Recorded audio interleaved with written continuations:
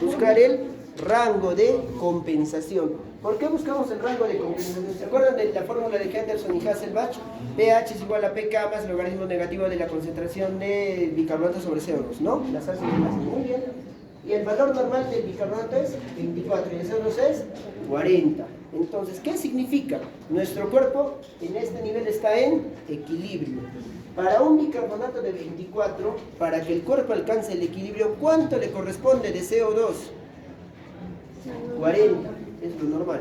Para un CO2 de 40, ¿cuánto le corresponde de bicarbonato para alcanzar el CO2, para alcanzar el equilibrio? 24. Entonces, estos valores son el equilibrio. El cuerpo ahora está en esta situación y este es el trastorno primario. Entonces, también busca el equilibrio. Obviamente, para 14 de bicarbonato, ¿cuál será el valor de CO2? ¿Será 40? Es otro valor diferente. ¿Y cómo encontramos ese nuevo valor? Con las fórmulas de compensación. Para que se asusten, hay una fórmula para acidosis metabólica, una para alcalosis, 2 para acidosis respiratoria y 2 para alcalosis respiratoria. Depende de los respiratorios si es agudo o es crónico, ¿no? Entonces, muy bien, no se preocupen porque solo les va a venir la fórmula de acidosis respiratoria, espero, ¿no? Entonces, la fórmula más, como hay varias, la fórmula que más usamos es la fórmula de Winters. La fórmula de Winters dice que para alcanzar el equilibrio, ¿qué es lo que vamos a buscar? Ya tenemos el bicarbonato, ¿qué vamos a buscar? El CO2, entonces por eso se llama CO2 esperado, es igual a bicarbonato, ¿cómo es? Dígame por favor, por 1.5 más 8 más menos 2. ¿Por qué más menos 2? Me pregunta Renzo, porque es un rango, aquí va de 22 a 26 y acaba de 35 a 45. Igual, nuestro nuevo CO2 va a estar en un nuevo rango. ¿Cuánto está nuestro bicarbonato? 14. Por 1.5, 21, ¿no? Más 8, 29. Más menos 2. ¿Qué significa? Que para alcanzar el equilibrio en esta acidosis, nuestro cuerpo necesita que el CO2 esté en ¿qué valor? Entre 27 y 31. Muy bien. ¿Qué significa si nuestro CO2 sale en este rango? Que el cuerpo ha alcanzado el equilibrio. Y el cuerpo solo alcanza el equilibrio ¿cuándo? Cuando el trastorno es puro. Entonces, si nuestro CO2 va a salir en este rango, es un trastorno puro. ¿Cuánto está el CO2? 29. Por lo tanto, este es un trastorno puro. Ahora, ¿qué pasaría si yo les cambio esto de acá y les pongo CO2 34? ¿Nuestro CO2 sale dentro del rango? ¿Sí o no? Se sale del rango, ¿no? Entonces, esto será un trastorno puro y nuestro diagnóstico será acidosis metabólica pura. Pero ahora que el CO2 está en 34, se ha salido del rango.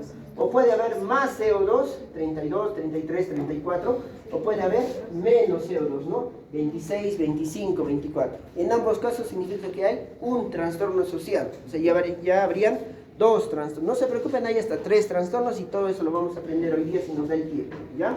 Entonces, cuando sale 32, 33, 34, ¿qué significa? ¿Hay más CO2 o menos CO2 del que debería haber?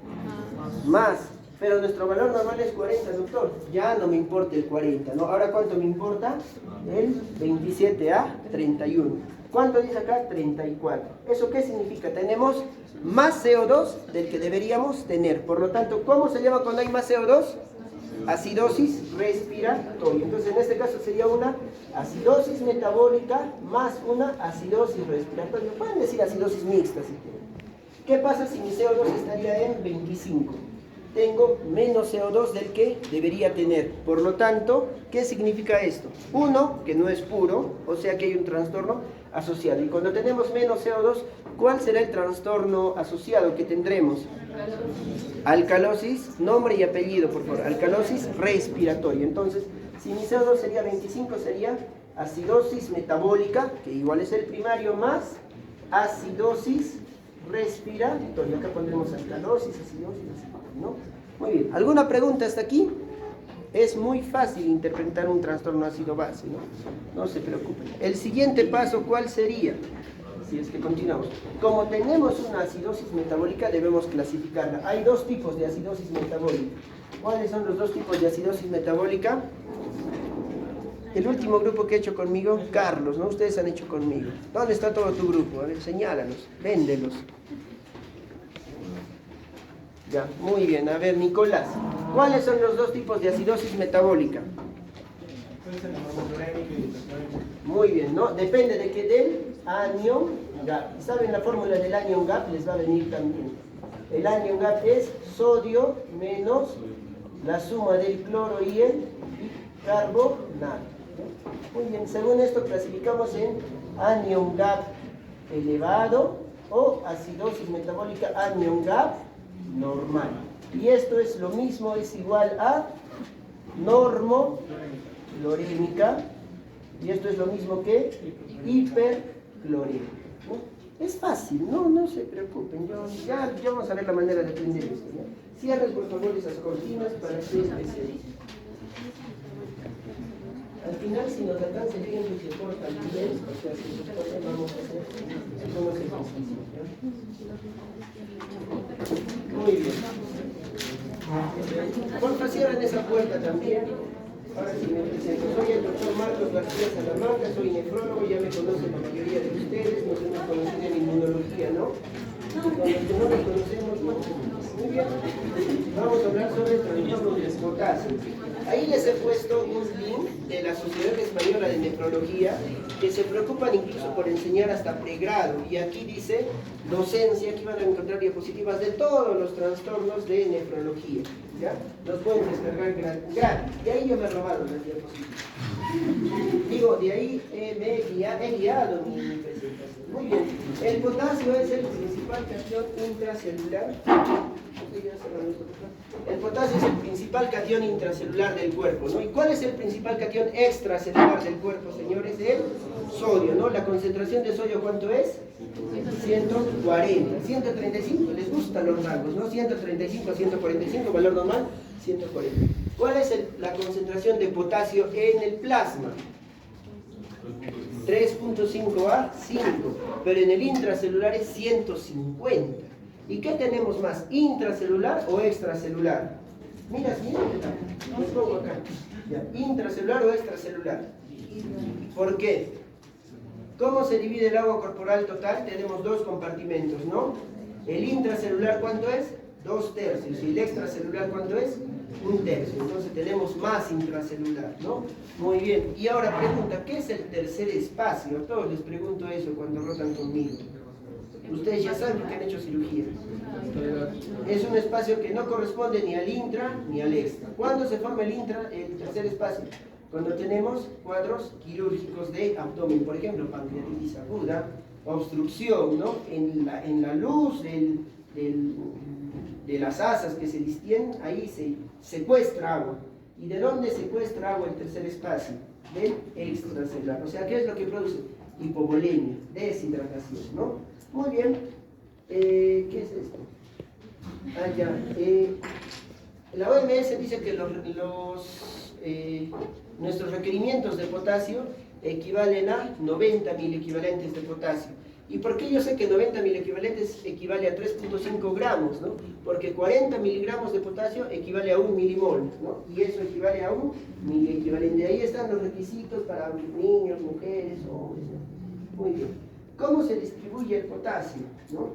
Debemos considerar que tenemos el potasio intracelular, es más alto, 150, y el potasio intracelular en promedio es 4, ¿no? ¿Por dónde se elimina el potasio?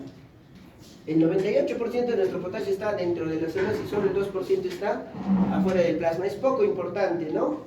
No, es muy importante, porque ¿de qué depende el potasio? Eso lo han hecho en la primera clase de fisiología, o sea, el 14 de agosto del año 2021, que han empezado a hacer fisiología, han estudiado, la primera clase de fisiología la han hecho sobre el potasio. ¿De qué trata? ¿Por qué es importante el potasio? Es importante porque es responsable ¿de qué, Carlos? De la osmolaridad. De la osmolaridad. ¿Quién es responsable? El sodio. ¿El potasio de qué es responsable? Del potencial de membrana. Es la primera clase de fisiología, por eso no me equivoco cuando les digo que la han hecho ese día. Y el potasio se elimina principalmente ¿por dónde? Por la orina, 80% por la orina. ¿Y qué pasa entonces con mis pacientes con enfermedad renal crónica que tienen oliguria, que no pueden orinar lo suficiente? ¿Qué pasará? Van a acumular potasio. Entonces, el principal trastorno hidroelectrolítico en el paciente con RS es la hipercalemia, ¿no? ¿Y por qué me preocupa la hipercalemia o la hipocalemia? ¿Por qué me preocupa? ¿Por qué debería prestar atención a la clase del doctor García? Aparte que es divertido. ¿Por qué? Porque los trastornos del potasio producen manifestaciones cardiovasculares, arritmias, mientras que los trastornos del sodio, ¿qué producen? ¿Qué manifestaciones? Neurológicas. ¿Por qué? Porque el sodio es responsable de ¿qué? De la osmolaridad, ¿no? Y cuando sube o baja la osmolaridad del plasma, ¿qué va a pasar con la neurona? ¿Se va a deshidratar o se va a hinchar con agua, ¿no? Se va a edematizar. Muy bien, 15% por heces. ¿Qué pasa si mi paciente tiene diarrea? Pierde potasio, ¿no? Sudor 5%, no nos preocupa demasiado, ¿no? No vamos a poner nombres, pero ya en cada grupo hemos elegido un modelo, ¿no? Nuestro modelo en este caso pesa 70 kilos, tiene de agua corporal total 60%. ¿Por qué? ¿Qué sospecho entonces de esta persona? Que es un varón joven. Porque una mujer joven, ¿cuánto tiene de agua corporal total? 55%, ¿no? Y un adulto mayor, hombre o mujer, 50%, ¿no? El neonato tiene 70 hasta 80%. Muy bien. Entonces, ¿cuánto tendrá de agua corporal total mi paciente, mi modelo? 6 por 7, 42 litros, ¿no? Estos 42 litros se distribuyen en el intracelular 2/3 y en el extracelular 1/3, ¿no? ¿Cuánto será entonces el líquido extracelular? 1/3 de 42 es 14, ¿no? 14 por 4, ¿cuánto es? 56. Tenemos 56 miliequivalentes en el plasma. Y en el intracelular, ¿cuánto tenemos? ¿Cuánto es el resto? 28, ¿no? 28 por 150, 4.200. Entonces está confirmado que más del 98% del potasio se encuentra dentro de las células. ¿Y por qué es importante el potasio? Porque tiene que ver con, ¿qué es esto? Lo que han hecho el primer día de fisiología, ¿no? El potencial de membrana. Ahí tiene que ver con el sodio, el potasio y el calcio. ¿Se acuerdan? Las fases 0, 1. No les digo porque ustedes lo saben de memoria, ¿no? Los trastornos del potasio producen alteraciones en la conducción, o sea, producen arritmias, o sea, pueden producir paro cardíaco, ¿no? Y los trastornos del sodio, ¿qué producen? Síntomas neurológicos. ¿Por qué? Porque modifican ¿qué? Muy bien, respuesta correcta, ¿no? Respuesta atrás, ¿no? Aunque pues es peca, ¿no? Muy bien. Yo fui a la verdad. Homeostasis del potasio. ¿Cómo se distribuye el potasio?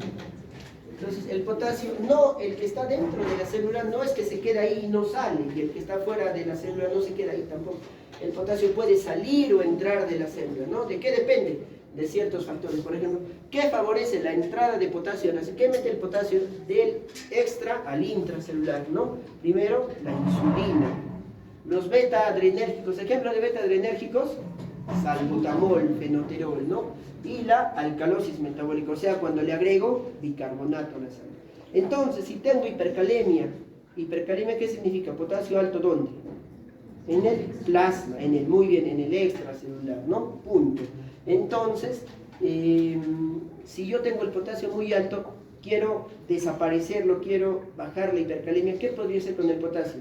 Esconderlo, meterlo dentro de la célula. ¿Qué le haré al paciente? Le pondré insulina, salbutamol, fenoterol o le pondré bicarbonato, ¿no? Por el contrario, si el potasio está bajo, ¿cómo hago para que el potasio salga de la célula? O sea, ¿qué te favorece que el potasio salga de la célula? La hiperosmolaridad. ¿Por qué la hiperosmolaridad tendrá que ver con que el potasio salga de la célula? Aquí vamos, ¿cuánto es la osmolaridad normal aquí en el plasma? ¿Tienen una mota, un papelito? ¿Acá adentro? ¿Cuánto es la osmolaridad normal? 285 a 295 promedio. 290. Aquí la osmolaridad es 290. Ojo, un regalo. ¿Cuál es la fórmula de la osmolaridad? A ver, uno solo, a ver, valiente. Uno de los que ha rotado conmigo. Muy bien, ¿no? No ha rotado conmigo, pero sabe. Muy bien, 2 veces el sodio más glucosa entre 18, cuando es miligramos por decilitro, porque si es milimoles, unidades del sistema internacional de unidades, sería glucosa entre 6, no más urea entre 6, o PUN entre 2.7, ¿no? 78.7, no sé. ¿Cuánto es el valor normal de sodio? 140. 140 por 2, 200, ¿no? Están también en álgebra, ¿no? 280, muy bien. Y eso significa que el sodio solito es responsable de 280 y la osmolaridad es 290. O sea que estos dos solo son responsables de ¿cuánto? De 10. Entonces el principal responsable de la osmolaridad, ¿cuál es? El sodio, queda confirmado. ¿Qué pasa si sube la osmolaridad? Esto lo van a ver cuando hagan hipernatremia, ¿no? ¿Qué pasa si sube la osmolaridad? Sube la osmolaridad, digamos, a 320. ¿Qué va a pasar? Primero les pregunto, ¿cuál es la osmolaridad dentro de la célula? ¿Quién sabe? A ver. Por 2 puntos, por 5, les soplo una del examen. A todos les soplo, ¿ve? 5 segundos para que respondan. Entonces, yo les quiero ayudar. Por eso mismo que les pongo 20, ¿no? 290 también. Porque si no, si la osmolaridad varía, el agua se mueve, ¿no? Osmolaridad significa movimiento de agua. Si la osmolaridad aquí es 290, aquí la osmolaridad también es 290. Como resultado, la célula ni se hincha, ni se nematiza, ni se deshidrata o se quema, ¿no? Entonces, la osmolaridad, no necesitas meter un conductivímetro para medir la osmolaridad, ¿no? Supones que es 290. Entonces, ¿por qué la hiperosmolaridad te va a hacer que salga el potasio? Si sube la osmolaridad aquí, ¿qué va a pasar? El agua se va a movilizar ¿a dónde? Si el agua se mueve de menor osmolaridad a mayor, el agua va a salir en este sentido, ¿no? El agua va a salir en este sentido. ¿Y por qué la hiperosmolaridad va a hacer que salga el potasio entonces? ¿Qué va a hacer la célula para defenderse? Para que no se deshidrate. Tiene que aumentar su osmolaridad. ¿Y cómo aumenta su osmolaridad? Va a comenzar a secuestrar otros solutos osmóticos como glutamina, etcétera, ¿no? Y los va a intercambiar por potasio, ¿ya? Por ahí, muy bien. ¿Qué más? ¿Qué te hace que salga el potasio? Bloqueo beta 2. ¿Quiénes son fármacos beta bloqueantes? Los beta blockers que se usan para la hipertensión arterial. Propanolol, ¿no? Atenolol, bisoprolol, los que terminan en ol, ¿no? Metoprolol, etc. Acidosis metabólica, ¿qué hace que el potasio salga? ¿Por qué? Es bien simple. ¿Qué hay en acidosis metabólica? ¿Qué es lo que sucede? ¿Qué aumenta? Acidosis es sinónimo de aumento de cargas ácidas. Carga ácida es sinónimo de, ¿qué dijiste, Renzo? ¿Verdad? Hidrogeniones, ¿no? Aumentan los hidrogeniones aquí. Y para compensar, ¿qué vamos a hacer para compensar la carga ácida? Vamos a esconder los hidrogeniones. ¿Qué vamos a hacer? Los vamos a meter a la célula. Pero los hidrogeniones no salen, no entran ni salen gratis, ¿no? Se intercambian en la bomba de protones por potasio. Para compensar la acidosis, yo voy a meter un protón, pero al mismo tiempo voy a sacar un potasio. Entonces, un paciente con acidosis, ¿qué va a tener? Hipercalemia, ¿no? Muy bien. Como ven, la medicina es muy simple, ¿ya? No depende de su plano intestino. Muy bien. Manejo renal del potasio. ¿Qué pasa con el potasio? A ver, ¿de qué trata esta diapositiva? Ya, muy bien. ¿Cuánto filtramos de potasio? Filtramos aproximadamente 750 equivalentes, una gran cantidad de potasio, ¿no? Filtramos, muy bien. Ahora, el potasio principalmente se reabsorbe ¿en dónde? En el túbulo contorneado proximal. El túbulo proximal, acuérdense, reabsorbe todo, ¿no? Reabsorbe potasio, reabsorbe calcio, reabsorbe ácido úrico. Es el único segmento donde reabsorbemos aminoácidos y donde reabsorbemos glucosa. ¿Qué pasa si yo encuentro en mi orina glucosa? ¿Dónde está el trastorno? ¿Quién se ha enfermado? El proximal. Si yo tengo glucosuria, aminoaciduria, tengo acidosis metabólica, entonces, ¿de qué trastorno estoy hablando? Una tubulopatía, ¿de qué parte del? Proximal. ¿Cómo se llama? Síndrome de Fanconi. ¿Ya? De toda esta explicación les va a venir una pregunta, así que presten mucha atención y es con trampa. Es la única difícil que estoy poniendo, ¿no? Seguimos. El asa de Henle, ¿no? En el asa de Henle, ¿cuál es el principal transportador que tenemos aquí? ¿Cómo se llama? Sodio, potasio, 2 cloro, ¿no? Ese sodio, potasio, 2 cloro. ¿Te tapo o miras bien? ¿Sí? Entonces, sodio, potasio, 2 cloro. ¿Qué pasa si yo lo inhibo este transportador? ¿Qué voy a tener? Voy a eliminar sodio, o sea, es un diurético. Voy a eliminar potasio, voy a tener hipocalemia y voy a eliminar cloro. No voy a tener hipocloremia, hipocalemia, etcétera, hiponatremia, ¿no? ¿Quién nos inhibe este transportador? ¿Qué fármaco actúa en el asa de Henle? Diuréticos de asa, por ejemplo, la furosemida, ¿no? El razonamiento es lógico, ¿no? La furosemida, solo que agrégale 50 céntimos más de furosemida, ¿ya? Entonces, ¿quién me inhibe este transportador? La furosemida. ¿Qué pasa si yo tengo estas manifestaciones de uso de diuréticos? Presten mucha atención. Si no, ya mejor les digo que marquen la respuesta D, ¿no? Entonces, sí, va a cambiar la clase. Si yo sospecho que mi paciente está usando diuréticos, por ejemplo, tiene hiponatremia, hipocalemia, hipocloremia, tiene alcalosis metabólica, ojo, la furosemida produce alcalosis metabólica, ¿dónde sospecho que está el trastorno? ¿Qué sospecho que está usando? Furosemida. Pero si resulta que no toma furosemida, o sea, un trastorno que simula el efecto de la furosemida, pero el paciente no recibe furosemida. ¿Cómo se llama ese trastorno? Síndrome de Bartter. Bartter simula el efecto de la furosemida. Seguimos, aquí hay otro transportador, ¿no? Este transportador se llama NCC, cotransportador sodio-cloro, ¿no? Si yo le doy a un paciente un diurético que me bloquee este transportador, ¿qué voy a tener? Igual hiponatremia, hipocloremia, ¿no? Hipocalemia. Muy bien. ¿Cómo se llama el que inhibe este transportador? En el túbulo contorneado distal. ¿Quién actúa en el túbulo contorneado distal? Las tiazidas, ¿no? Aquí actúan, por ejemplo, la hidroclorotiazida, la clortalidona, etcétera, ¿no? ¿Qué pasa si yo tengo todas las manifestaciones del uso de tiazidas, pero mi paciente no toma tiazidas? ¿Cómo se llama el trastorno? ¿Quién simula el efecto de las tiazidas? El síndrome de Gittelman. ¿Dónde es el síndrome de Gittelman? En el contorneado distal. ¿Dónde es el de Bartter? En el asa de Henle. Más no puedo ayudarles en el examen, ¿no? Luego seguimos. Aquí tenemos en el túbulo colector la parte hormonosensible del riñón. Tenemos dos hormonas que actúan. ¿Cuál es la primera que actúa? A ver, ¿quién me dice? ¿La? Los que han acá conmigo no responden nada, ¿no? Yo les dije que les voy a preguntarla. Muy bien, ¿no? La aldosterona. Muy bien. ¿Y qué otra hormona actúa en el riñón en esta parte? Muy bien, ¿no? Muy, Nicolás sacando cara, por ejemplo, la ADH. Muy bien. ¿Qué va a hacer la aldosterona? Activa la bomba de sodio y potasio. ¿Cuál es el efecto final? Vamos a reabsorber sodio y vamos a eliminar potasio. Muy bien. Pero reabsorbemos sodio junto con agua. El aldosterona nos sirve para ahorrar agua. ¿Y qué hace la ADH?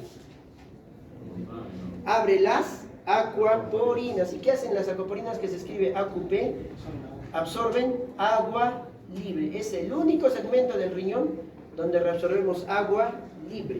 Porque siempre acá hemos absorbido agua con glucosa, con sodio, con fósforo, pero aquí solo vamos a absorber agua libre, ¿no?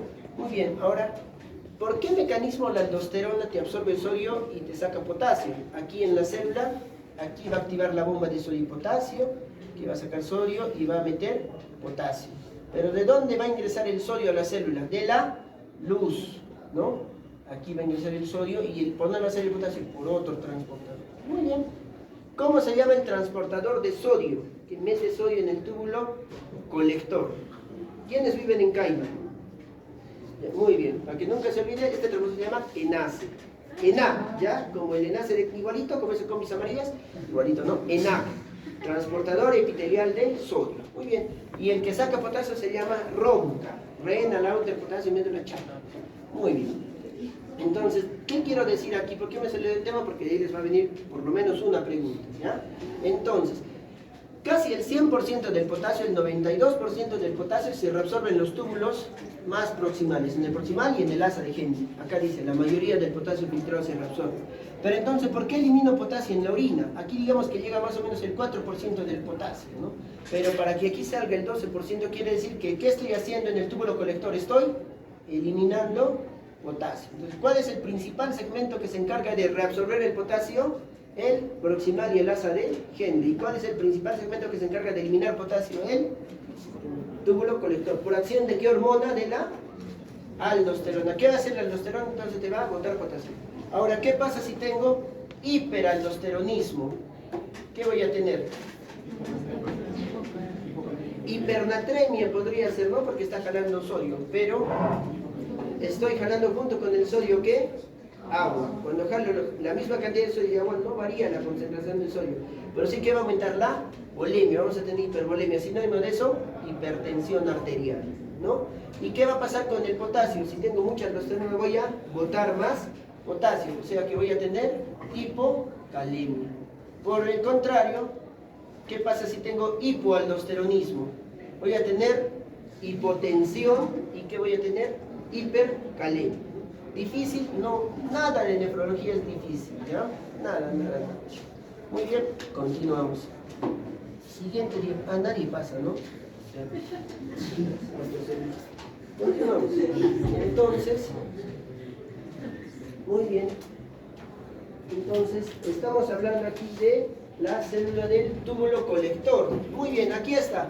¿Qué hormona va? ¿Qué es esto? ¿Cómo se llama esta cosa amarilla? Es la bomba de... Esto es una célula, esto es el plasma y esto es la luz, ¿no? Del túbulo colector. Esta molécula, ¿cómo se llama? La bomba de sodio y potasio, la que consume más ATP en nuestro cuerpo, ¿no? ¿Qué hace? Saca sodio y mete potasio en la célula. ¿Por dónde entra el sodio? ¿Por dónde dijimos? Por calma, ¿no? Por el canal de Nasse. ¿Y por dónde va a salir el potasio? Por el rectificador, que se llama ronca, ¿no? Muy bien, entonces, ¿quién te va a estimular esto? La aldosterona. Muy bien, entonces, ¿qué pasa si mi paciente toma furosemida? ¿Por qué cuando el paciente toma furosemida, o sea, es un diurético de asa que no tiene nada que ver con la excreción distal? Siento que destapo ustedes, de verdad, me avisen. Si no avisan. Entonces, ¿qué pasa si mi paciente toma furosemida? ¿Dónde va a actuar la furosemida? Mucho antes, en el asa de Henle. ¿Qué va a hacer? Bloquea la absorción de sodio. Entonces va a venir gran cantidad de sodio aquí. Aumenta el aporte distal de sodio al colector. ¿Qué va a hacer el canal de Kaiman? Como las copias de Kaiman llenas, igualito, ¿no? Va a reabsorber todo el sodio. Y para que el sodio se absorba, ¿qué va a pasar? Se va a intercambiar con potasio. Entonces la furosemida no va a actuar en esta proteína, pero la furosemida te va a aumentar el sodio, por lo tanto te va a aumentar la excreción de potasio. Todo lo que te aumenta el aporte de sodio distal, a la parte distal del riñón, te va a producir eliminación de potasio. O sea, no es solo la furosemida, sino también las tiazidas, ¿ya? Muy bien. Ah, ya, aquí, no, esto no es una pregunta, pero es importante que lo sepan. ¿Qué pasa si este canal de Nasse se vuelve loco y comienza a trabajar en exceso? ¿Qué voy a tener? Un cuadro muy similar a que a hiperaldosteronismo. Voy a tener mucha reabsorción de sodio, ¿eso cómo se llama? Hipertensión arterial. Y como el sodio se va a intercambiar por el potasio, ¿qué voy a tener? Hipocalemia, ¿no? Cuando hay hiperactividad del canal de Kaiman, se llama síndrome de Leiden, ¿ya? Leiden, L-I-D-D, ¿ya? Muy bien. Y todo lo que disminuye el aporte distal de sodio, ¿qué va a hacer? Me va a impedir eliminar el potasio. Si tienen alguna pregunta, levanten la mano. Muy bien, ahora vamos a ver el modelo, un modelo celular de la excreción de potasio. Muy bien. ¿Quiénes estimulan a esta bomba de sodio y potasio? La aldosterona. ¿Y quiénes bloquean el efecto de la aldosterona? ¿Quiénes son los antagonistas de la aldosterona? La espironolactona y la eplerenona. Muy bien. ¿Qué va a hacer la espironolactona? Te va a bloquear esta bomba. Por lo tanto, ¿vas a poder reabsorber sodio? No. ¿Vas a eliminar potasio? No, porque si no absorbes sodio, no reabsorbes, pero no eliminas potasio, ¿no? Entonces, ¿qué te va a producir la espironolactona con el potasio en la sangre? Va a subir el potasio. O sea, la espironolactona, ¿qué te produce? Hipercalemia. Y la espironolactona es un diurético, porque te hace eliminar sodio. Entonces, es el único diurético ahorrador de potasio. ¿Y por qué ahorra potasio? Porque inhibe la bomba de sodio y potasio. Muy bien. ¿Y quiénes van a inhibir este canal del Nasse? ¿Quién es? La amiloida y el triamtereno. Y ojo, regalo también, ¿quién más? El ProBNP, el péptido natriurético arterial. ¿Ya? Muy bien. Ahora sí, entramos de lleno, hipercalemia. Llevamos 23 minutos y hablando de casi nada. Hipercalemia. Valor normal del potasio es de 3.5 a 5. Hay clasificaciones de hipercalemia, leve, moderada y severa, según qué, según el valor del potasio, ¿no? De 5 a 5.5, de 5.6 a 5.5 y más de 6.5 según unas guías, según otras más de 6, hipercalemia severa. Muy bien, ¿por qué se produce la hipercalemia? O estoy comiendo mucho potasio, ¿no? ¿Eso será una causa de hipercalemia? Casi no, porque todo el potasio que yo consumo lo voy a eliminar por la orina. Entonces, si yo aumento la ingesta de potasio, eso no me va a producir hipercalemia. Es poco importante para el desarrollo de la hipercalemia, ¿no? Pero sí que me podría incrementar el potasio. La poliguria. Si mi paciente orina poco, va a tener hipercalemia, ¿no? Entonces vamos a tener que las causas de hipercalemia son aumento en la ingesta, es la menos importante, disminución en la eliminación, una de las principales causas, y otra causa importante, ¿cuál será? ¿De dónde más puede llegar potasio aquí al plasma? De la célula. ¿Cómo se llama eso? Redistribución. ¿Y qué nos redistribuye el potasio? ¿Se acuerdan? ¿Qué hace que salga potasio de la célula? Tres cosas dijimos, ¿no? ¿Cuáles son? La acidosis, los beta blockers como el propanolol y ¿qué más? ¿Ya? No, la insulina baja el potasio, ¿no? La hiperosmolaridad. Muy bien. Diagnóstico, no tienen que aprender esto, solo los pongo porque me lo obligan la currícula. Entonces, pero primero debemos hablar sobre pseudohipercalemia. ¿En qué consiste la pseudohipercalemia? Pseudo, ¿qué significa? Falso, ¿no? Entonces, pseudohipercalemia no significa que el paciente tiene hipercalemia. Cuando sacamos la muestra, el potasio estaba normal, pero entre que salió la muestra y la procesó, algo ha pasado que el potasio ha aumentado. ¿De dónde puede aumentar el potasio en esa muestra? No le estoy agregando potasio porque la muestra está sellada. ¿De dónde entonces? En la muestra de sangre que tengo, eritrocitos, y de esas células sale el potasio.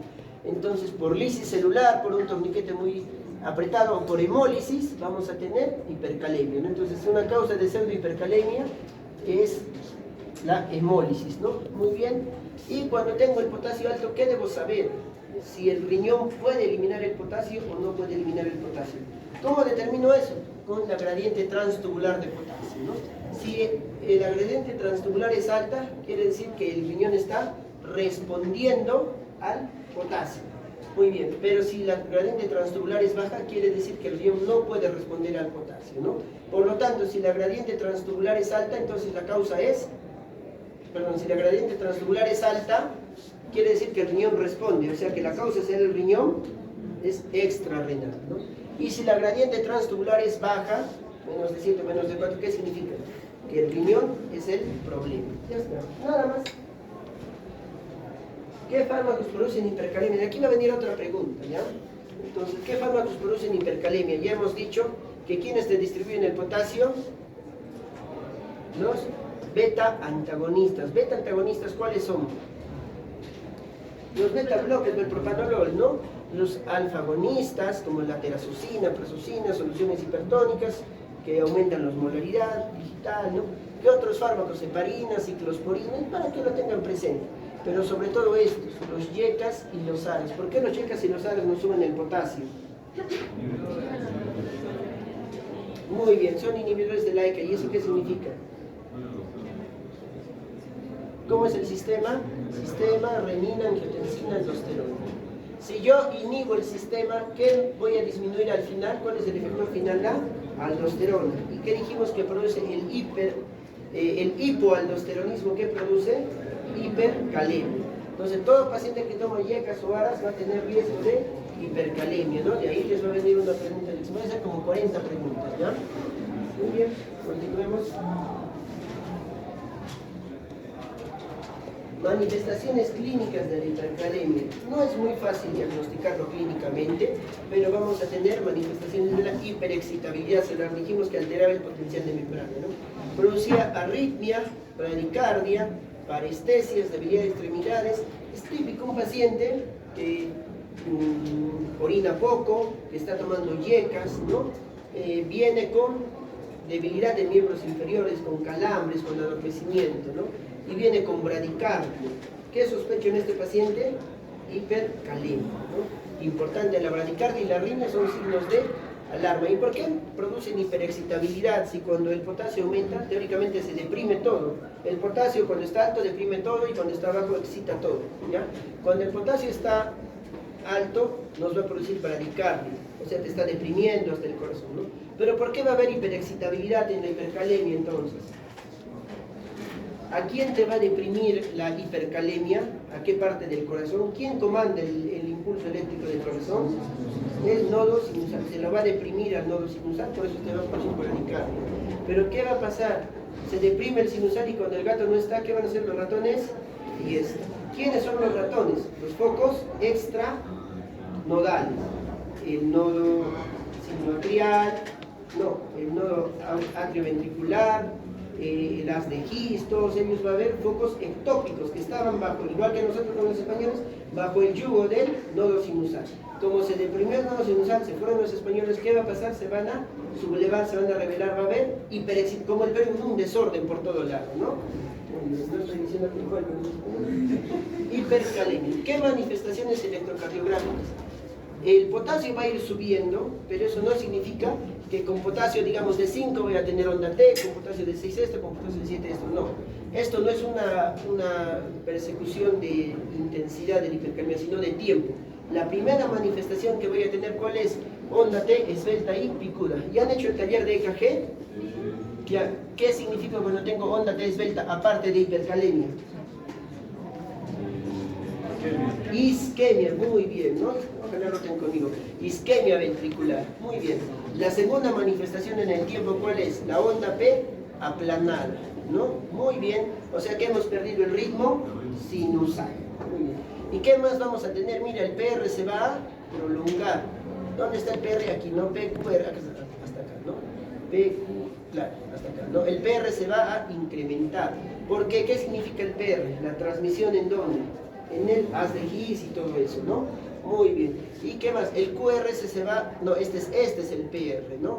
El PR significa que la excitación de quién, del nodo AB, ¿no? Y el QRS es la transmisión de todo el ventrículo, ¿no? Todo eso se va a enlentecer, está viendo que está enlenteciendo todo.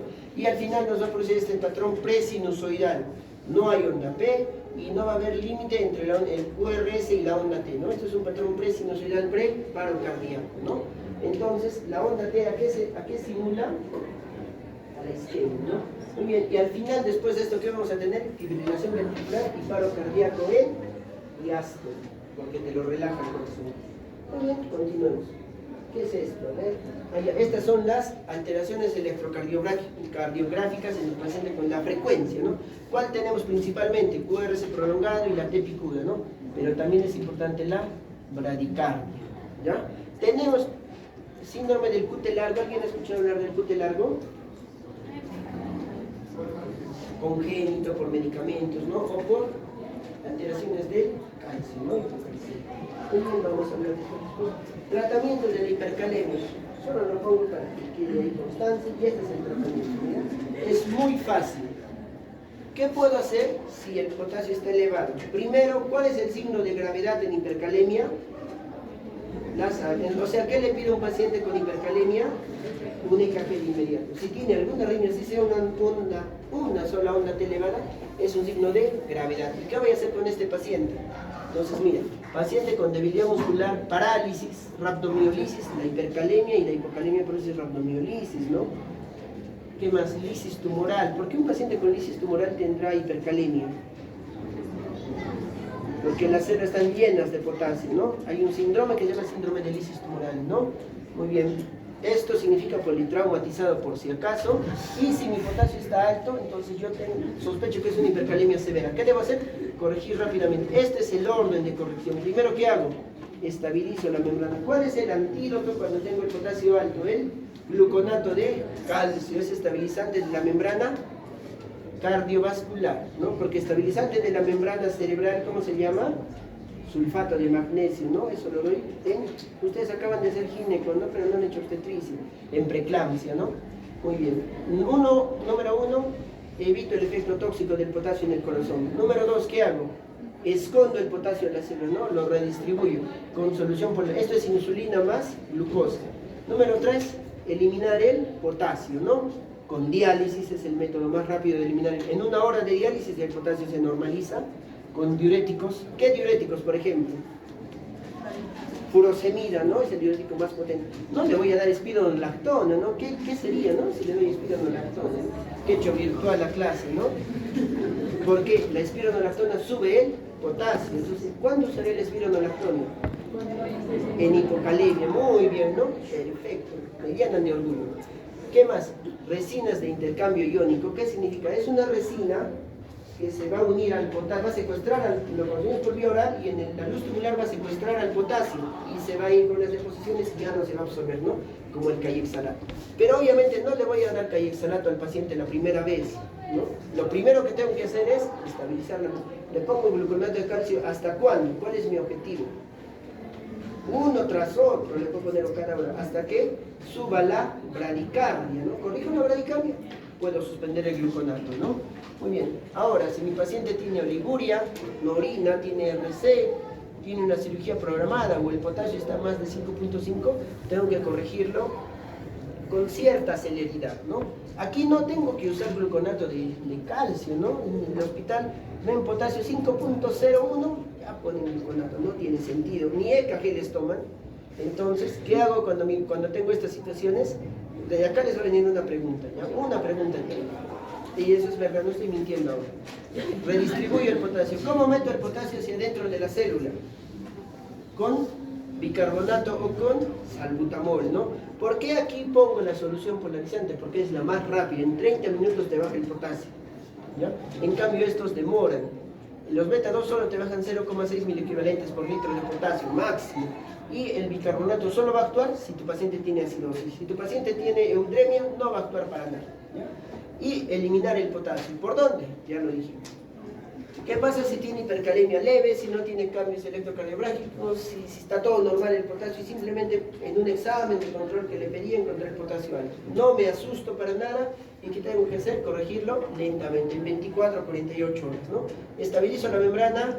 No. ¿Redistribuyo el potasio? Tampoco. ¿Qué tengo que hacer? No sé, porque es un error de producción, ¿ya? Aquí lo que tengo que hacer es, uno, disminuir en la dieta. Número 2, diuréticos para eliminar el potasio, ¿no? Y número 3, puedo usar resinas de intercambio iónico, ¿no? Muy bien. Estos son los fármacos que vamos a usar. El gluconato de calcio al 10%, aquí dice cómo se debe aplicar en 5 minutos. Su efecto inicia rápido, mira, a los 5 minutos ya comienza a subir la frecuencia cardíaca, ¿no? Y su efecto dura 1 hora. Entonces, no tiene sentido que yo le ponga al paciente, porque tiene 5.5 de potasio, le pongo gluconato de calcio, una ampolla cada 8. Solo me va a durar 1 hora, ¿no? El salbutamol dura 3 horas, la insulina actúa rápido, mira, 15 minutos actúa, ¿no?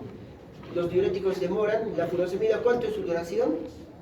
6 horas, ¿no? Por eso en inglés su nombre comercial es la 6, ¿no? Y la furosemida la tengo que dar cada 6 horas, o sea, 4 veces al día, ¿no? Muy bien, la hemodiálisis te elimina rápidamente el potasio.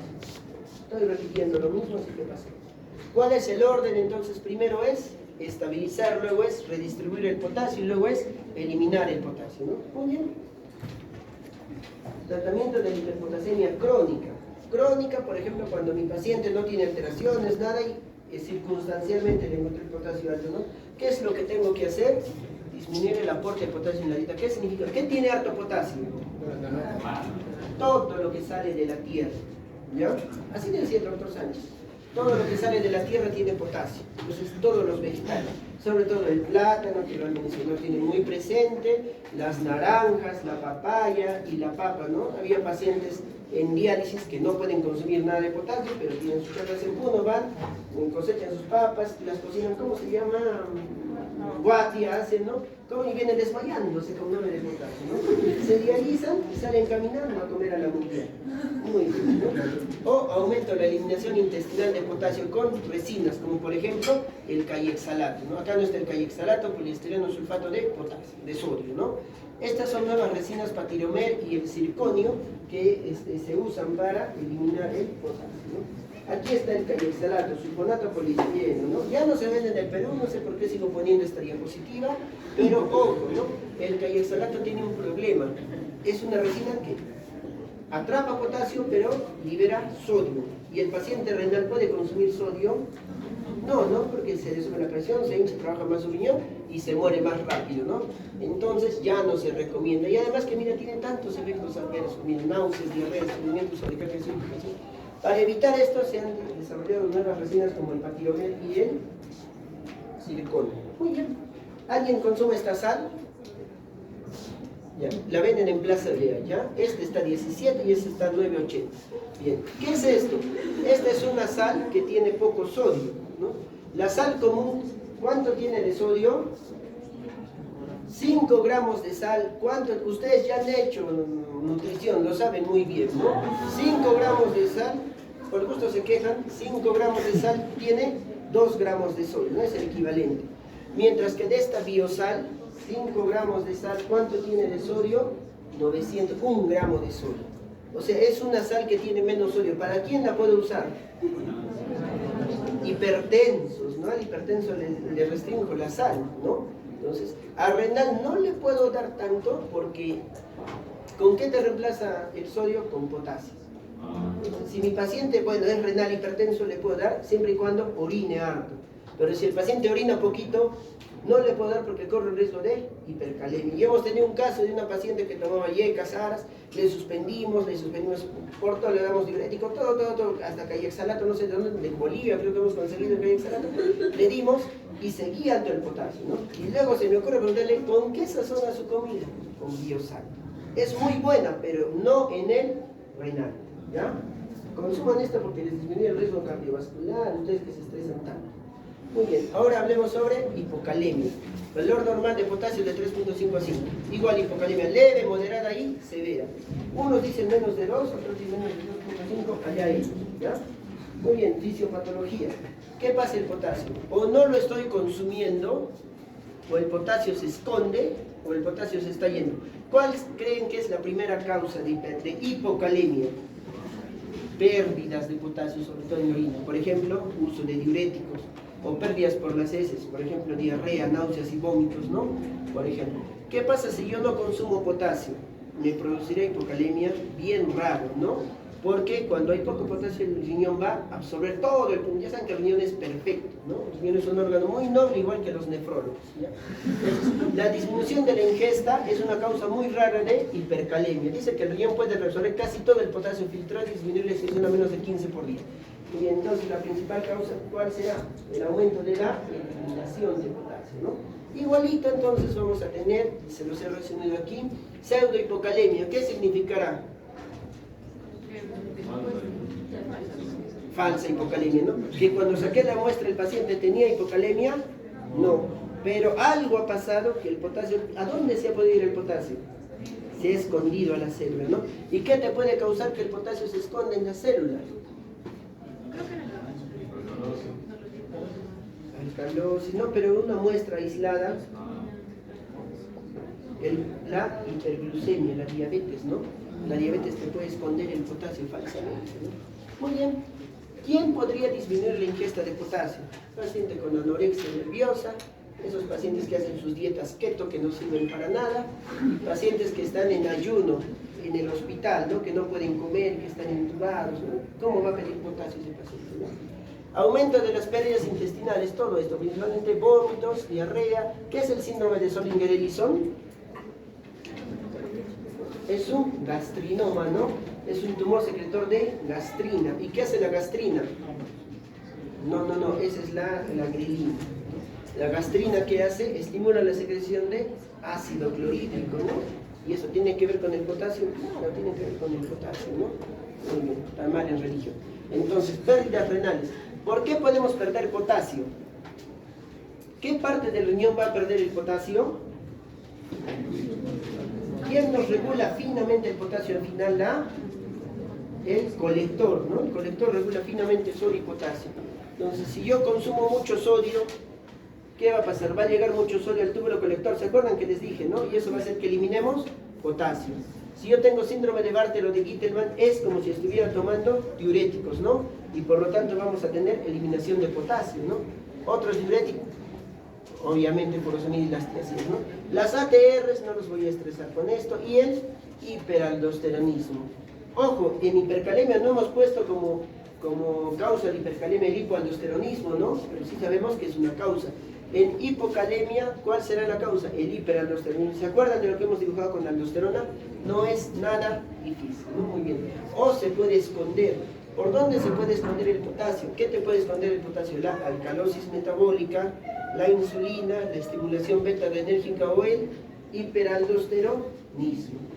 No es difícil, para nada. Muy bien. ¿Qué fármacos te producen hipocalemia? Ya de aquí no les voy a preguntar, pero conozcan esto, ¿ya? ¿Qué fármacos te bajan el potasio? La insulina, los betagonistas, mira, algunos antibióticos, ¿no? Los diuréticos, los laxantes, ¿no? Porque te aumentan el volumen de las deposiciones y te hacen trabajar más el intestino y te van a producir hipocalemia. Muy bien. Ya saben que esto no les voy a preguntar, pero esto sí, ¿ya? Síndrome de Bartter, ¿en qué consiste? ¿Dónde está el defecto en el síndrome de Bartter? ¿En qué parte del túbulo? En el asa. ¿Quién ha dicho proximal? Mira, Renzo. En el asa de Henle, ¿no? ¿Qué te va a producir entonces el síndrome de Bartter? Vas a tener hiponatremia, hipocalemia, hipocloremia, pero además vas a tener como mecanismo compensatorio hiperaldosteronismo por aumento de la renina. Y también vas a tener, la furosemida produce alcalosis metabólica. ¿Ya? Uso de diuréticos produce alcalosis metabólica. Todo esto es síndrome de Bartter. ¿Ya? Ojo que les va a venir al examen, guerra avisada no más de estudiantes de medicina. ¿Ya? Síndrome de Gittelman. ¿A quién simula el síndrome de Gittelman? A las sí, ¿no? 20 veces vengo repitiendo esto, hasta no me responden. A las y decías, ¿dónde está el defecto en el distal? ¿Dónde está el defecto del Bartter? Después se van a equivocar en el examen, ¿no? Porque esa pregunta viene con trampa. Muy bien, y el síndrome de Liddell. ¿Quién trabajaba más en el síndrome de Liddell? La combi de Caiga, ¿no? ¿Ya? Muy claro. ¿Qué manifestaciones te da la hipocalemia? ¿Por qué he puesto tantas letras, no? Las manifestaciones que principalmente te da son neuromusculares. Obviamente el potasio produce trastornos de la conducción, entonces te va a producir debilidad y todo eso, ¿no? ¿Alguna vez les ha dado una gastroenteritis tan fuerte que se han quedado sin ganas de vivir? Ustedes no han comido pues en la UNSA, ¿no? Pero las gastroenteritis, cuando esa debilidad que te deja, eso es hipocalemia. Esas son las manifestaciones de la hipocalemia, ¿ya? Manifestaciones cardíacas también va a tener y incluso puede llegar a afectar el sistema nervioso, pero ojo, no les estoy diciendo que la hipocalemia va a producir manifestaciones neurológicas, ¿no? Si les viene en el examen el potasio que produce manifestaciones cardiovasculares. Nuevamente, ¿qué alteraciones produce? Aquí dice que no son criterios de gravedad, pero esto es un error, ya lo vamos a tachar. Sí son criterios de gravedad, solo que una no es más grave que la otra, ¿ya? Entonces, la primera manifestación, ¿cuál es? Si en hipercalemia, ¿qué teníamos con la onda T? Alta, picuda, esbelta. En hipocalemia, ¿qué vamos a tener? Onda T, plana. Y va a aparecer una onda después de la T. Después de la T, ¿qué sigue? La muy bien, también en lingüística, ¿no? Luego, otra manifestación, ¿qué va a pasar? ¿Qué es esto? ¿Qué va a bajar? El ST. ¿Qué simula esto? Depresión de los que han ido por ahí, creo que han ido al taller de café. ¿Qué simula la depresión del ST? Isquemia, ¿no? ¿Cómo es? Isquemia, lesión y necrosis, lesión, ¿no? Simula lesión. ¿Qué más? Simula efecto de la digoxina, ¿no? De los digitálicos, ¿no? Muy bien, simula un infarto de miocardio ST no elevado y simula la intoxicación por digitálicos, ¿no? Muy bien. Y tercero, un QT falsamente largo, mira aquí está el QT, QRS, sí. Este es el Q y esta es la onda T, ¿no? Un QT largo, ¿no? Y en realidad no es un QT largo porque si lo mides no es eso lo que parece largo, ¿ya? Porque el QT largo es por hipocalcemia, por trastornos congénitos o enfermedades de la conducción. Entonces, este es un QT falsamente largo porque la onda U te la hace subir. De repente la onda T acabó aquí, pero la onda U comienza aquí, entonces te jala, ¿no? ¿A qué simula esto? QT largo a la hipocalcemia. Y la manifestación más grave de todas es un patrón sinusoidal. Es como si una cinta la gira sobre sí mismo, ¿no? Una cinta torcida. Eso es en español, en francés se dice dorsales de Pontes, ¿no? Así. Muy bien, es una cinta torcida. Y este es un patrón presinusoidal, preparo cardíaco, ¿ya? Prefibrilación. ¿Y qué paro te va a producir? Si la hipercalemia te produce paro en diástole, la hipocalemia te produce paro en sístole. Muy bien, ¿no? Perfecto. Continuamos entonces, ya nos falta poco. Tratamiento de la hipocalemia. Cuando el potasio está disminuido, ha bajado de 3 a 2, no es que ha bajado un poquito, es que ha bajado gran cantidad de potasio, porque la mayoría del potasio es intracelular, ¿no? Entonces, una disminución de 1 milequivalente de potasio en el plasma significa que hemos perdido de 200 a 400 milequivalentes de potasio en el cuerpo. O sea, tenemos que reponer gran cantidad de potasio, ¿no? Entonces, ¿cuál es el orden de corrección? Esto es importante. Primero, hipocalemia, segundo, hipocalcemia y tercero, la acidosis. Si tenemos un paciente que viene con el potasio bajo, con el calcio bajo y con la acidosis, ¿qué corrijo primero, señores? El potasio. ¿Por qué? ¿Qué pasa si primero corrijo la hipocalcemia? ¿Qué le tengo que dar? Gluconato de calcio. ¿Qué pasa si corrijo la acidosis? ¿Qué le tengo que dar? Bicarbonato. ¿Y qué hacían el bicarbonato y el calcio? El bicarbonato te baja el potasio porque lo esconde y el calcio te va a antagonizar. Es como si tu hipocalemia la volverías más hipocalemia todavía, ¿no? O sea que metes las 4, ¿no? Entonces, por eso este es el orden de corrección. Primero corrijo el potasio, luego corrijo el calcio y luego corrijo la acidosis. ¿Y por qué no corrijo esto así? Porque el bicarbonato también te va a esconder el calcio, ¿no? Te puede producir una rica. Muy bien. Debo medir ¿qué? Potasio sérico y potasio urinario para medir también la gradiente transtubular, ¿no? Y debo usar soluciones con concentración de poco potasio. Cada una ampolla de potasio, ¿cuántos milequivalentes tiene? Un calium, 27, muy bien, ¿no? 27 milequivalentes. Y no puedo corregir más de 200 por día, o sea, no puedo subir más de 1 milequivalente en plasma. Muy bien. Ya saben que esto no tenemos que hablarlo. ¿Qué importa son los cuadros de este color, no? ¿Por qué? Dice, hay una causa. Cuando yo voy a tratar la hipocalemia y es persistente y por más que le doy potasio no se corrige, ¿qué debo sospechar que tiene mi paciente? Hipomagnesemia. ¿Por qué? Porque cuando el magnesio está bajo, yo no puedo absorber potasio. ¿Por qué? Y acá está la razón, ¿no? La hipomagnesemia te modifica la conductancia de un canal de potasio, lo que va a hacer que tú no puedas absorber potasio en el asa de Henle. Por más que le des, se lo va a orinar todo el potasio. Entonces, causa de hipomagnesemia severa, de hipocalemia severa persistente, hipomagnesemia. O sea que debo dar, no magnesolia, debo dar magnesio, o debo dar orotato de magnesio por vía oral, ¿no? No debo magnesio. Yo soy enemigo de ese doctor. Muy bien, tratamiento. Todo lo contrario, ¿no? Si tengo sintomatología muy severa, tengo manifestaciones de gravedad, entonces, ¿qué le debo dar a mi paciente? Potasio en bolos, retos de potasio, así se llaman ya, retos de potasio. Una ampolla de potasio en 100 mililitros, eso lo doy rápido en 30 minutos, ¿no? A una velocidad, pero esto no se cumple, ¿ya? Pero así se debería, ¿ya? Debo colocar un catéter para corregir el potasio, ¿no? Porque el potasio irrita demasiado las venas, produce flebitis. Si el paciente tiene una hipocalemia moderada o no tiene cambios en el EKG, entonces, ¿qué le daré?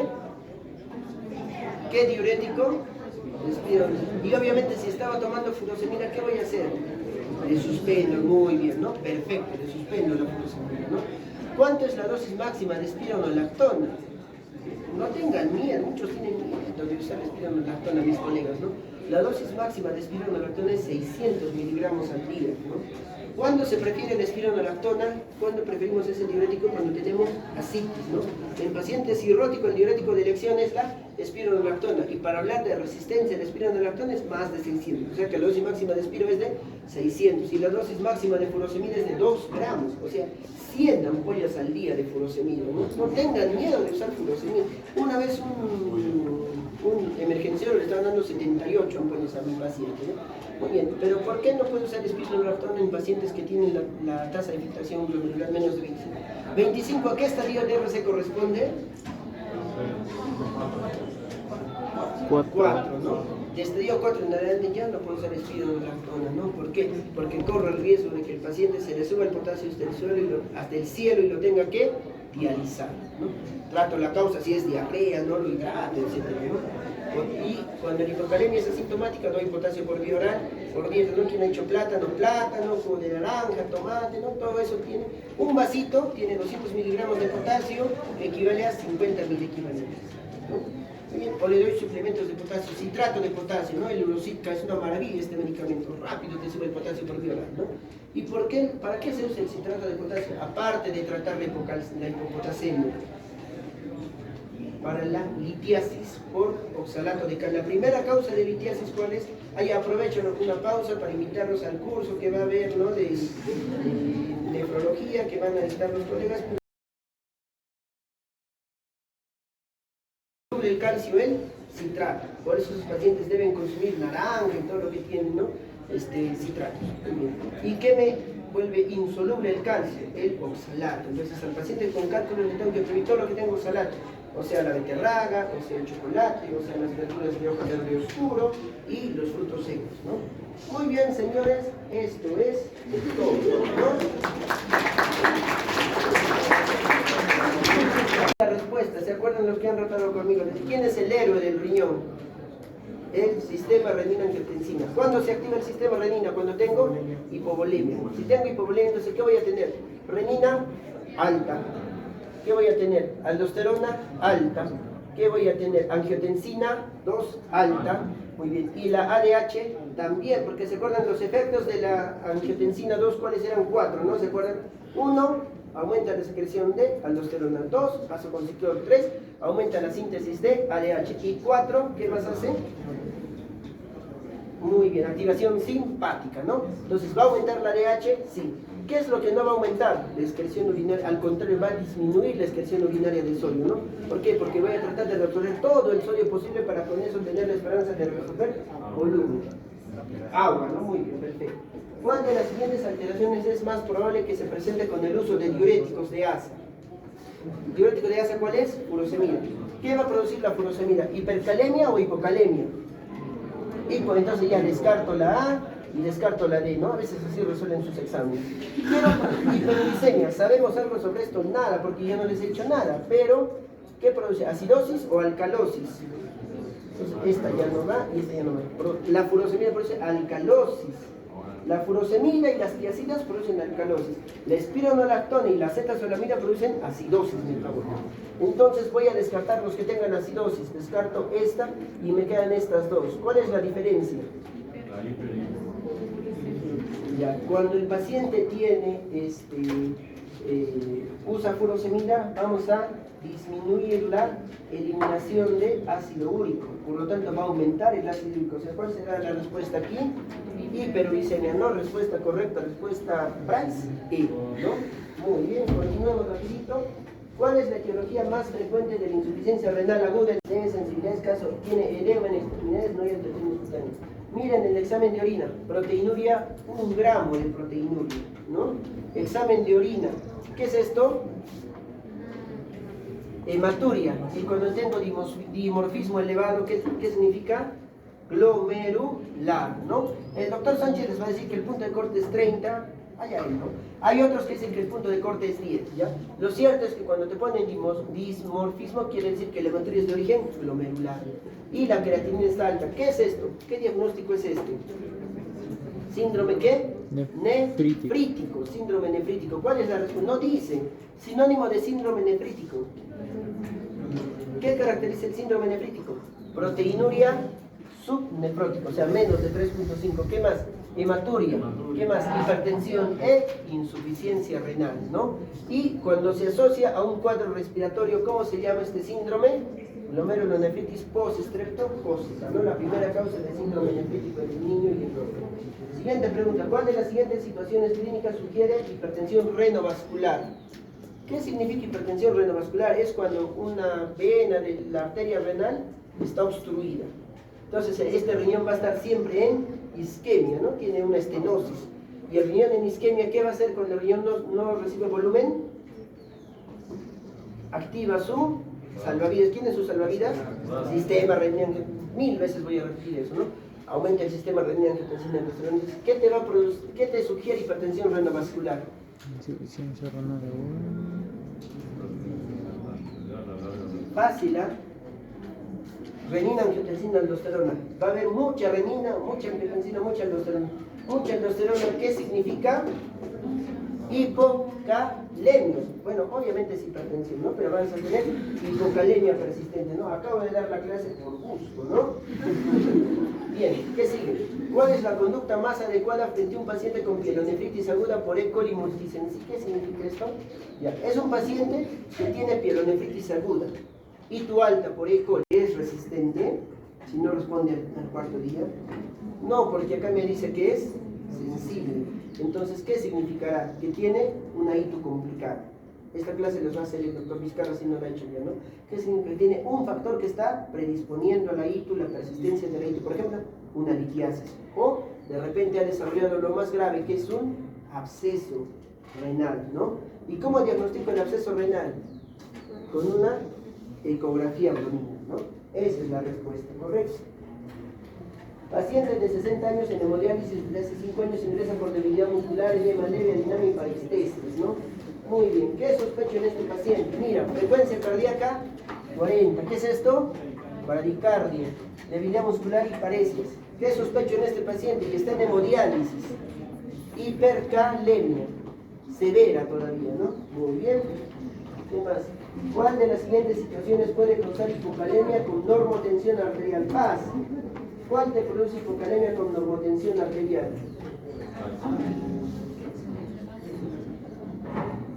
A ver, un adenoma suprarrenal, ¿qué te va a producir?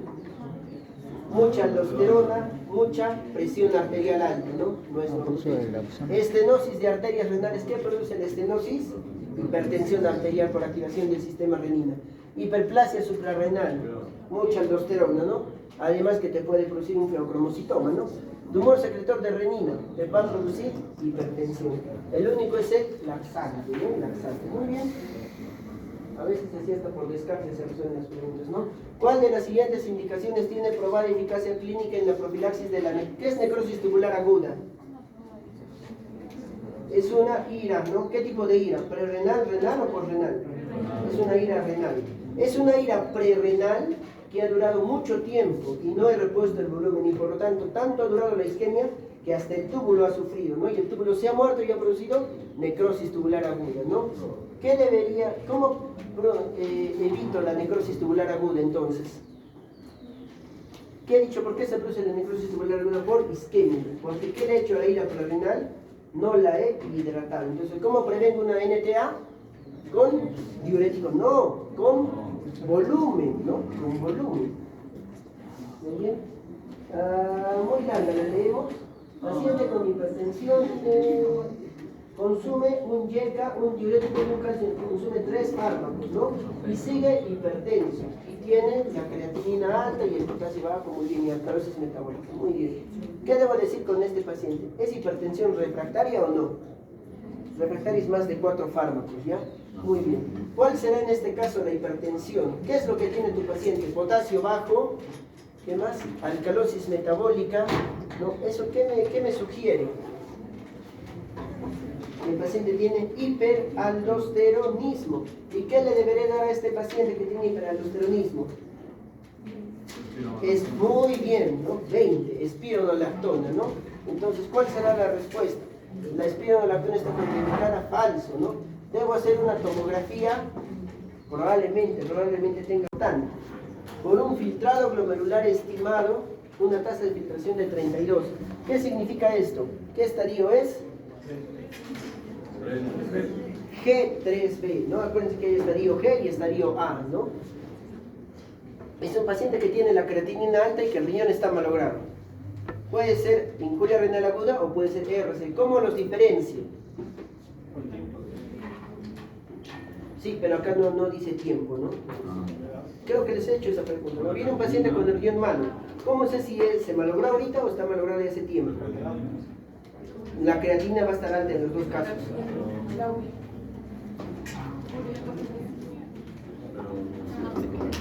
La ecografía es lo que te permite diferenciar injuria renal. Ojo, les había una pregunta muy similar en el examen anterior, ¿no? Antes que tomen otro caso. ¿Ya? La ecografía te permite diferenciar una IRA de una ERC. Otra pregunta. Mujer de 67 años con ERC secundaria A, nefropatía diabética. En la actualidad, ¿qué es la primera causa de ERC? ¿No? En la actualidad presenta una creatinina de 3.2 con filtrado glomerular estimado de 14. ¿Cuál es la afirmación correcta? 14, ¿qué estadio es? 5. Muy bien. ¿Cuál es la respuesta? La 2. ¿No? La 2, ¿no? Muy bien. Tendrá proteinuria baja la paciente con precisamente daño renal en la diabetes se produce por proteinuria insulinometría alta, ¿no? La diabetes es la primera causa de síndrome nefrótico secundario en todo el mundo, ¿no? Buen control glucémico me va a curar el riñón, ya está malogrado el riñón, ¿no? Ya muy tarde, ¿no? Presenta estadio 3 falso, ¿no? Es estadio 5. Muy bien. Muy largo, no lo vamos a leer, pero es importante. Así, el varón de 24 años que tiene microhematuria dismórfica. ¿En qué tenemos que pensar? Hematuria glomerular. Proteinuria en 3 gramos. ¿Cuál era el punto de corte? 3.5, ¿no? Filtración glomerular de 85, o sea, ya tenemos cierto daño renal, ¿no? Y hipoacusia neurosensorial. Ojo, esto es importante. La abuela se le malogró el riñón y a la madre y a la hermana también, ¿no? ¿Qué enfermedad sospecho? Síndrome de Alport. Muy bien. ¿Quién ha hecho síndrome de Alport? Excelente, pero no va a venir al examen, ¿no? Pero es el síndrome de Alport, ¿no? Hay familias, seguro hay familias que se dializan y toda el chico está trasplantado, la hermana tiene sordera neurosensorial. Y hasta a mí, hasta para entrar de asistente me ha venido esta pregunta, ¿no? ¿Cuál, verdad, no les miento, cuál de los siguientes parámetros, cómo diagnosticas en injuria renal aguda les va a venir? Ira prerrenal e ira intrarrenal o intrínseca. ¿Cómo los diferencias? ¿No? Se llaman los índices urinarios, ¿no? ¿Qué índices urinarios vas a pedir? Entonces, ¿qué es lo que te varía? La fracción excretada de sodio. Y es bien fácil. Esto significa cuánto de sodio estás eliminando. Normalmente eliminamos entre 1 a 2% del sodio filtrado, es lo normal. Pero ¿qué pasa si tienes injuria renal aguda prerrenal? O sea, no hay volumen. ¿Qué va a hacer el riñón? Va a reabsorber todo el sodio. Por lo tanto, la fracción excretada de sodio va a ser menos de 1%. Vas a eliminar muy poquito sodio. Pero si ya tienes necrosis tubular aguda y está... Chicos, no me hagan bulla, por favor. Si tienes necrosis tubular aguda, está muerto los túbulos, necrosis es muerto, ¿van a poder reabsorber el sodio? No. Por lo tanto, ¿qué va a pasar con la fracción excretada del sodio? Va a subir, porque no vas a poder eliminar el sodio. Excretado es cuánto excretas el sodio, ¿no? Muy bien, agarren a la mano que ya se está yendo. ¿Cuál de estas alteraciones cicloelectrolíticas es frecuente encontrar en la injuria renal aguda? ¿Cuál es la principal manifestación que van a tener?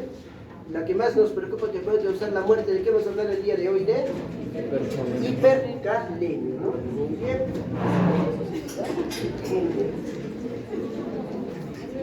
Este es muy difícil. Mujer de 72 años con diabetes e insuficiencia renal crónica, sospecha un tromboembolismo pulmonar. ¿Qué prueba no le puedo hacer? ¿Por qué no le puedo hacer una prueba? ¿Qué pasa? Tiene el riñón malo. ¿Qué le va a malograr más el riñón? El contraste. Entonces, contraindicado el angiotac. Todas las demás sí las puedo hacer, ¿ya? Ojo, para no malograr el riñón no puedo usar contrastes. Hombre de 42 años acude a consulta por edemas. De las pruebas iniciales destaca la presencia de proteinuria superior a 10 gramos en 24 horas. Tremenda proteinuria. ¿Cuál de las siguientes no está indicada en el paciente? ¿Le doy diético proteica? Sí, este paciente tiene síndrome nefrótico. Toda la proteína que yo le dé, por más que está perdiendo, se va a ir a la orina y va a inflamar el riñón y va a malograr el riñón. Primer paso del tratamiento del síndrome nefrótico, diético proteico. Segundo paso, que ni se mueve Nicolás tampoco. Número 2, diuréticos de asa. ¿Le doy diuréticos de asa, sí o no? Sí, porque tiene edemas. Número 3, restricción de sal, obviamente. Tratamiento del síndrome nefrótico, restricción de sal y de proteínas. Cuarto, administración de AINES. ¿Le doy AINES? Nunca en la vida. El AINE te va a malograr el riñón. El AINE te desencadena injuria renal aguda. 5. Le daré inhibidores de la ECA. Le daré obviamente porque son antiproteinúricos, ¿no? Entonces todo esto es tratamiento de un síndrome nefrótico. Al síndrome nefrótico nunca le voy a dar AINES, ¿no?